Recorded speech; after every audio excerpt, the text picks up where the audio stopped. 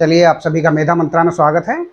हमारा प्रयास रहता है कि कुछ ना कुछ नया ऐसा बताया दिखाया जाए जो बाकी आप जो ट्रेडिशनल तरीकों से, परंपरागत तरीकों से पढ़ते सीखते हैं, उनमें और भी कुछ आसानी हो जाए, कुछ ऐसा अच्छा हो जाए जो आसानी से याद रहे और हम आसानी से उसको कर सकें।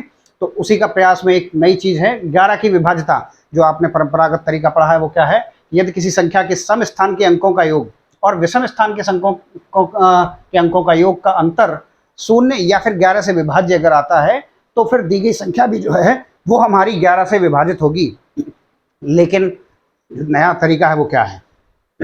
यदि किसी संख्या के अंतिम अंक, केवल आपको वहां क्या था कि भाई इसको देखो 1 प्लेस, फर्स्ट प्लेस, पहली स्थान, फिर तीसरा स्थान उनको, फिर दूसरा और चौथा स्थान उनका अंतर हम निकालते थे। लेकिन यहाँ नहीं करना है। यहाँ क्या करना है? केवल आप अंतिम अंक पर ध्यान दीजिए कि अंतिम अंक तथा शेष संख्या का अंतर यदि 0 उसी की तरह है, 0 या 11 से विभाजित कोई संख्या है तो फिर दी गई संख्या भी 11 से विभाजित हो जाएगी। तो उसका उदाहरण देख सकते हैं, जैसे 132 132 है, उसका अंतिम अंक 2 है, उसको बची हुई संख्या 13 से हमने घटाया तो 13 में से 2 गए 11। तो यहाँ समझ में आ रहा है कि भाई 11 जो है वो 11 से विभाजित होगा ही। तो इसका मतलब ये जो 132 है वो पूरी संख्या 11 से विभाजित होगी। इसके अलावा अगर कहीं कोई बड़ी संख्या है कि जैसे 1056, तो इसमें क्या है कि इसमें वही तरीका जो बताया कि अंतिम अंक को घटाना है, 6 को घटाना है बची हुई संख्या से, 105 से 99 आ गया।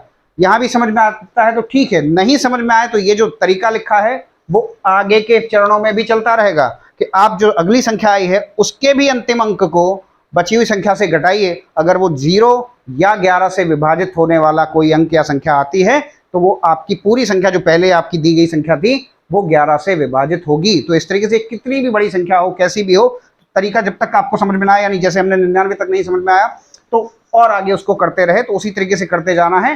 तो आप देखेंगे कि वो आसानी से, इस मेथड के अपेक्षा ये मेथड याद रखना भी थोड़ा आसान है कि केवल अंतिम अंक को घटाते रहना है और जब तक हमें 0 या 11 से विभाजित कोई संख्या ना मिल जाए तब तक करते रहना है।